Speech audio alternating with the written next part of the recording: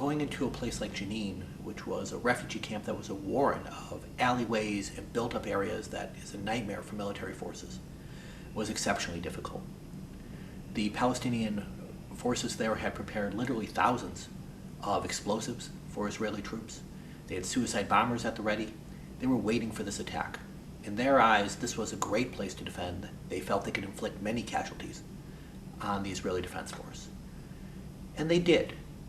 There were Palestinian attacks that ambushed a unit of reservists that caused horrific casualties in Israeli eyes.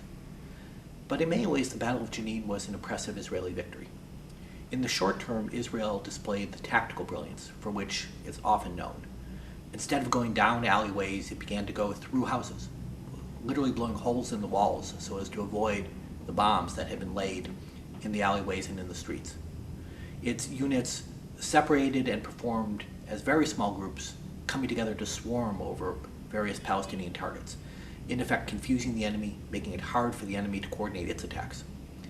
And as a result, the Palestinian resistance soon collapsed. In other cities in the West Bank, it collapsed even quicker. But in the short term, even this seemed like a failure.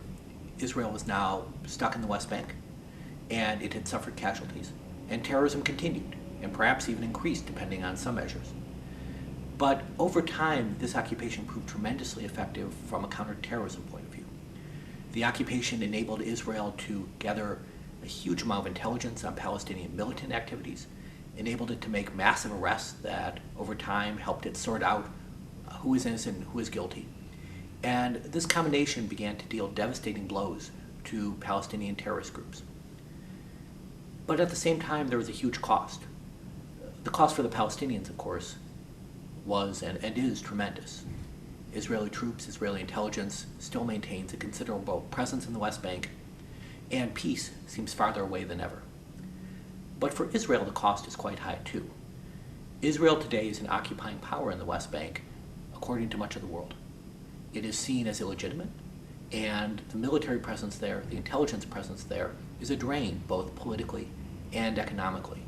So again, a clear counterterrorism success has many costs, and in my eyes at least, this sort of success needs to be considered carefully because it also teaches us of the costs and difficulties of counterterrorism.